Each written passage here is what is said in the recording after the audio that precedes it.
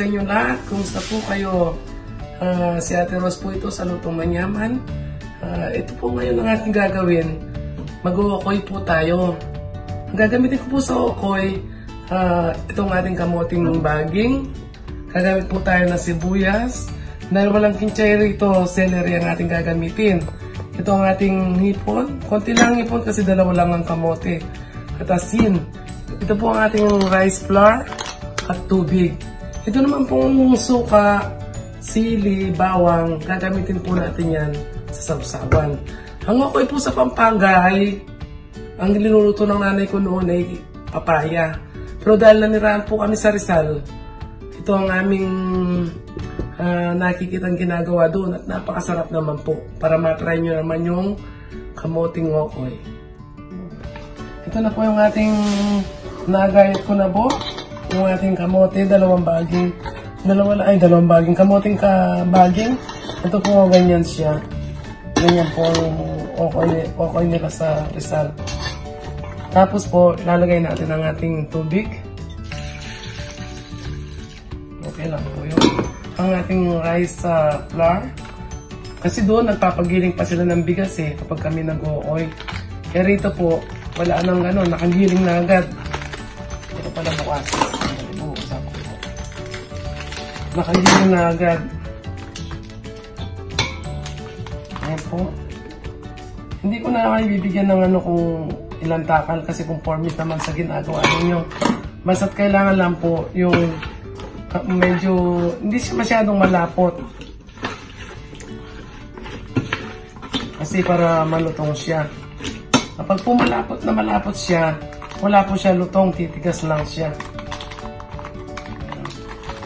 Pwede rin pong gamitin yung pagaluin ninyo yung harina at saka cornstarch. Ito po ang ating asin.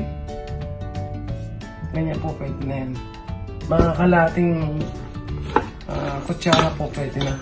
Ang ating sibuyas, dalawang sibuyas po ito na medium.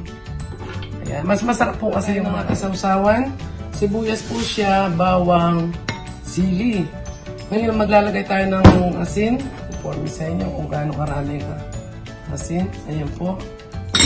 Ngayon, gagamit po ako white vinegar. Mas gusto ko po siya. Mas gusto ko po ang lasa. Ngayon, para mas masarap at malinam na mga ating sausawan, naglalagay po tayo ng konting oyster. Pwede man pong wala, pero ako naman talagang ganyan lang po siya karami. Pampakulay lang, pampalasa lang.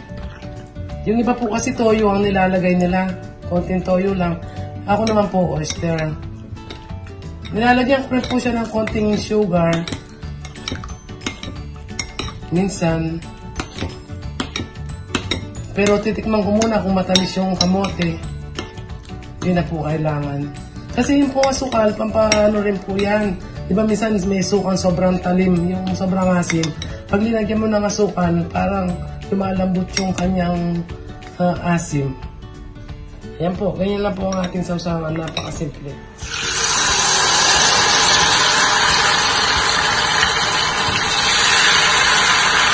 Kaya kasalanan muna. Sinisa lang po kasi para hindi siya magdikit. Kasi lang magkadikitan.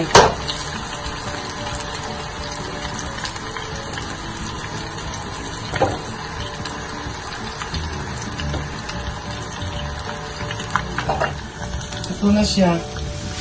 Ganyan po siya, oh.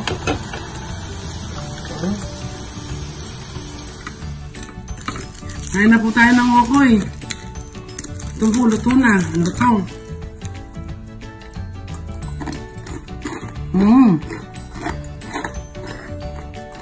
Ang harap po niya. Try niyo po. Napakamura. Hindi kayo masasaktan sa budget. Pwede pa siyang ulam, pwede pa siyang merienda. Harap po. Maraming salamat po. Palagi kong paulit-ulit sinasabi. Thank you so much. Sa subscribe, like, share, request, comment, at saka po sa panonood nyo.